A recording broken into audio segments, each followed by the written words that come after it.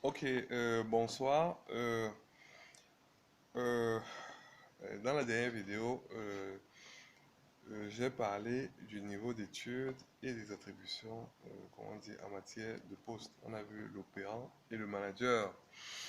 Et nous avons aussi parlé des outils, les outils de l'opérant et du manager. Parce que l'opérant, c'est quelqu'un qui fait BTS. Le manager, l'opérant, c'est quelqu'un qui fait BTS et moins, qui a le BTS et moins. Et quand on dit le manager, c'est celui qui a plus de la licence ou la licence au minimum. Donc, c'est un peu ça. Donc, on a vu les outils de l'opérant et du manager. On a aussi parlé de mes recherches. Donc, maintenant, on va parler du football. Tout le monde sait ce que c'est que le football. Le football, c'est une matière. Le football, c'est, comment dire, c'est un sport. Le football, c'est une discipline. Le football, c'est une activité lucrative. Le football, c'est, comment dire, une activité rémunératrice. Donc, pour parler du football, comme un expert, il faut connaître ce qu'on appelle les règles, les règlements et, et le droit.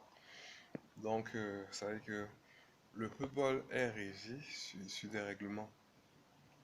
Donc, le football est basé sur trois règles. Les trois règles ou trois règlements sont les suivants. Il y a l'esprit d'engagement. C'est-à-dire que si tu n'es pas engagé, tu n'es pas dans la logique du football. Donc, en fait, tu n'es pas en train de faire du football. Le deuxième règlement, en fait, c'est pas des règlements, mais comment dire, c'est dans le jeu. Voilà, les règles de jeu. Bon, parce que le règlement, comment dire, c'est autre chose. Donc, dans les règles du jeu, comment dire, il y a ce qu'on appelle l'engagement. Il y a ce qu'on appelle, comment dire, l'esprit d'équipe. Donc, si tu n'as pas l'esprit d'équipe, on ne voit pas comment tu joues au football. Parce que mettre les buts dans ses goals, c'est pas bon. C'est pas du football. Bon, il y a le contre son camp, mais c'est involontaire. Donc, après l'esprit d'équipe, nous avons le fair play. Donc, en parlant de règlement, il y a autre chose telle que peut-être la faute, le but, la mise en jeu, comment dire, les coups francs. Et, en fait, il y a toutes sortes de... Et comment dire, c'est régi par les textes de la FIFA, donc tous les règlements. Et la FIFA, c'est l'organe qui est chargé de gérer le football dans le monde. C'est l'instance suprême. Donc, c'est un peu ça. Donc, après, ce qu'on appelle règlement, et comment dire, il y a le respect des institutions. Donc, ça fait appel à un autre droit qui est le fair play. Donc, c'est que le fair play, c'est comment dire, saluer son adversaire. Le fair play, c'est respecter son adversaire, c'est ne pas insulter. En fait, il y a beaucoup de trucs. Le fair play, c'est un peu comme le comportement comment dire, à avoir pour réussir dans le football. Donc, le football, comment dire, est un sport qui est comme tous les autres. Donc, ça veut dire qu'on a besoin, comment dire, d'aller apprendre le football. En apprenant le football, c'est en s'entraînant, comme à l'école ordinaire. C'est-à-dire que vous avez des séances, ça peut être des séances écrites, visuelles ou tout autre. Après, il y a la séance pratique, il y a la théorie et il y a la pratique. La théorie se fait peut-être dans des livres, sur des sites comme Wikipédia, où on parle du football. Vous pouvez apprendre le football en, comment dire, en lisant.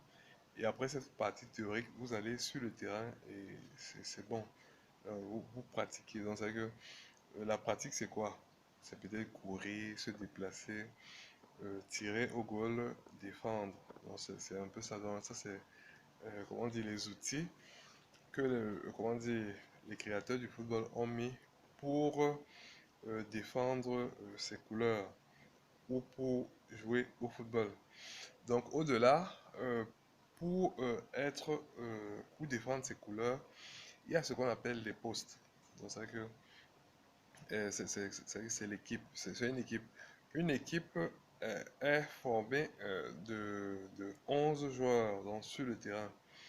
Donc, il y a, comment dire, des postes tels que le gardien, comment dire, les défenseurs, les milieux et les avant-centres. Donc, en parlant de gardien, le gardien, c'est quelqu'un qui exerce avec beaucoup de réflexes. Donc, les réflexes, c'est quoi? Donc, les réflexes permettent d'empêcher à l'adversaire de marquer les buts contre le camp du gardien. Donc, en parlant de réflexes, pour travailler ce qu'on appelle les réflexes, c'est très simple. Un gardien doit avoir l'aptitude de sauter sur l'un ou l'autre de ses deux pieds, comment dire, sans problème. Un exercice, c'est que vous sautez peut-être sur le pied gauche pendant, c'est que juste vous sautez sur le pied gauche sans que le pied droit ne touche, comment dire, le sol pendant peut-être 10 minutes. Et après, vous faites le mouvement inverse, le même mouvement pour le pied droit en sautant. Donc, peut-être pendant 10 minutes. Ceci, c'est pour, comment dire, travailler les réflexes dans les plongeons, c'est-à-dire que les plongeons à gauche ou les plongeons à droite. Et aussi dans des airs. Donc, c'est que si on sent un ballon aérien, comment dire, sortant de la gauche, vous savez avec quel pied sortir. C'est pas toujours obligé de sortir avec son pied d'appui. Donc, un avant-centre, lui, comment dire, il a pour obligation de mettre des buts. Bon, quand je parle d'obligation, c'est pas si obligé. En fait, c'est son travail.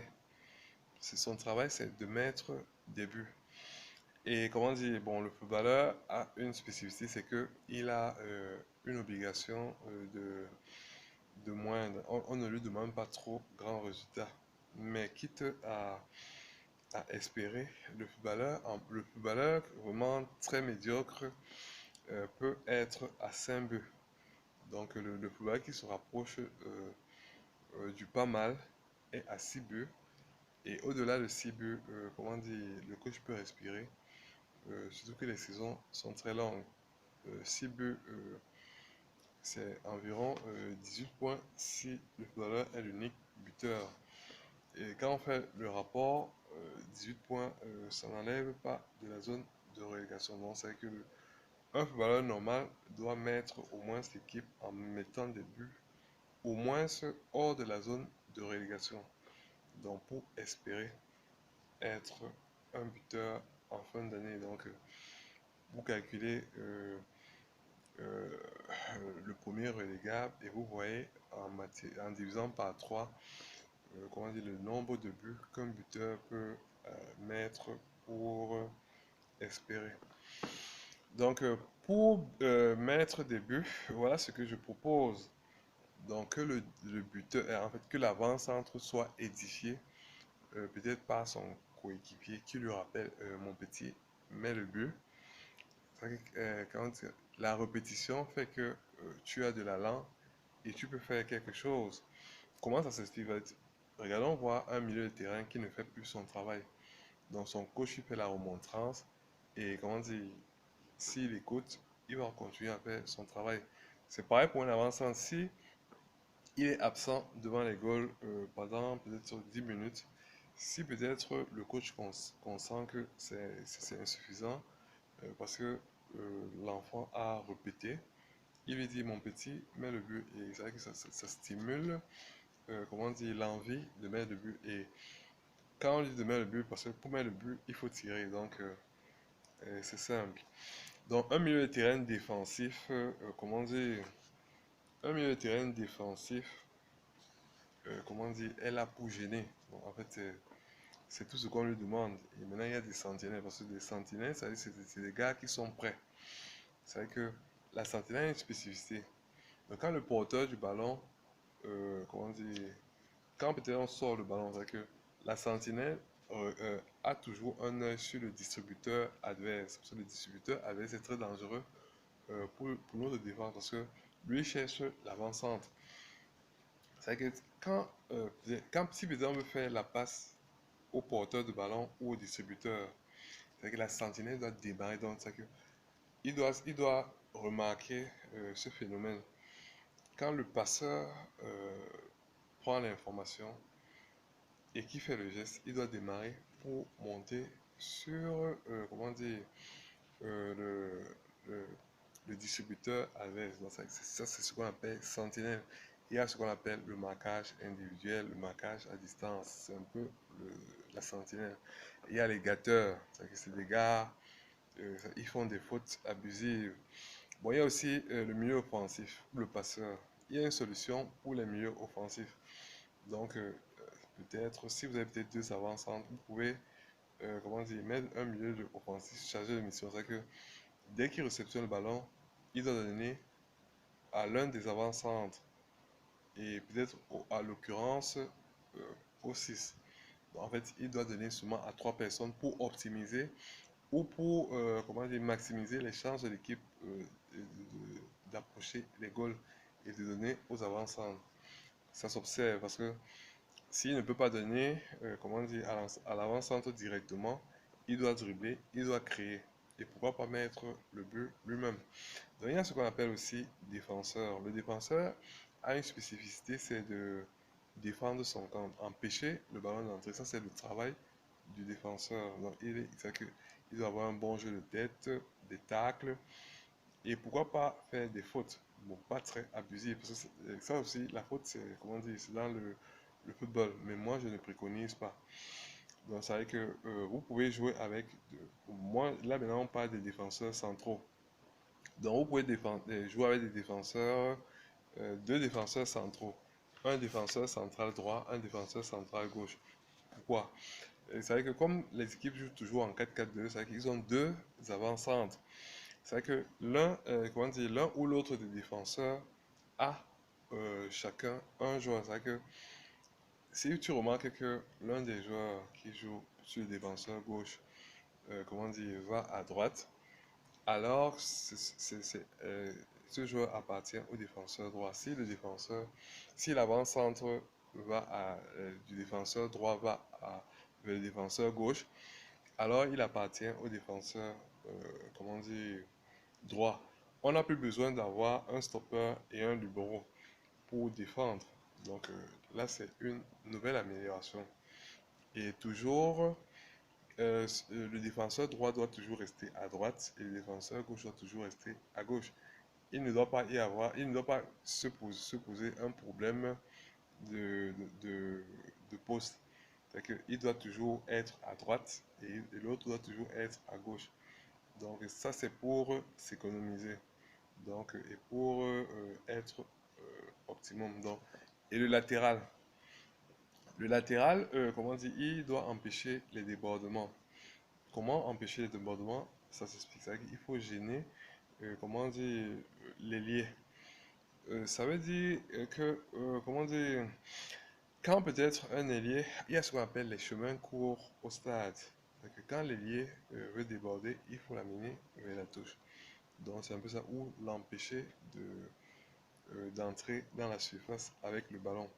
Donc c'est idéal. Donc si vous voulez des informations plus fiables, je vous ferai des démonstrations en vidéo prochainement.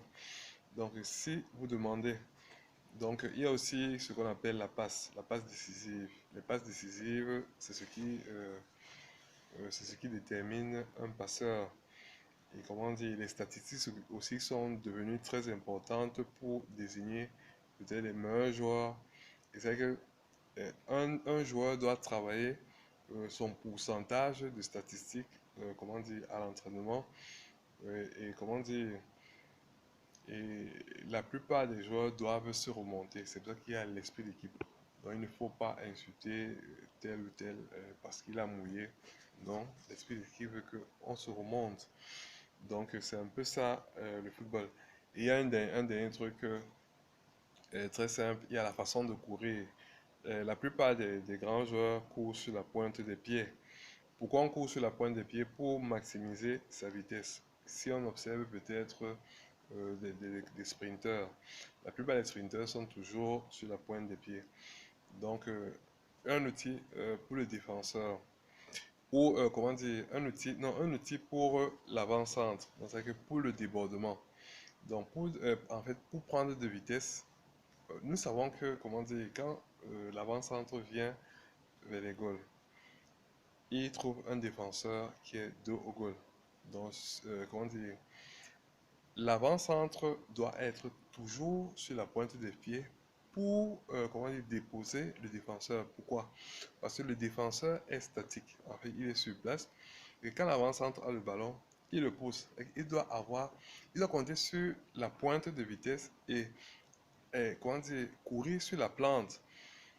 De ce fait, comme le défenseur est statique, le temps de se retourner, comment dire, il doit rapidement arriver à son niveau et aller plus vite parce que le temps de réaction d'un défenseur dos au goal est moindre que comment dire, la vitesse comment dire, de l'avance. En fait, il faut travailler cet exercice comment dire, à l'entraînement et ça s'explique.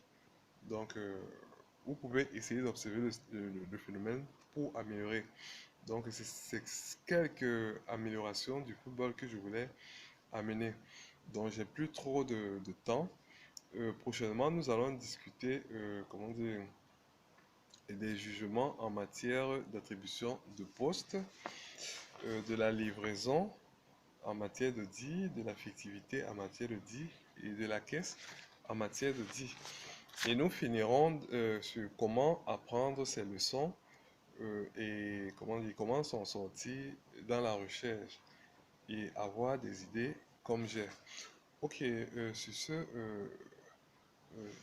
on aura une quatrième vidéo où on finira avec un apothéose, avec des explications sur ce que je fais. Ok, tout à l'heure.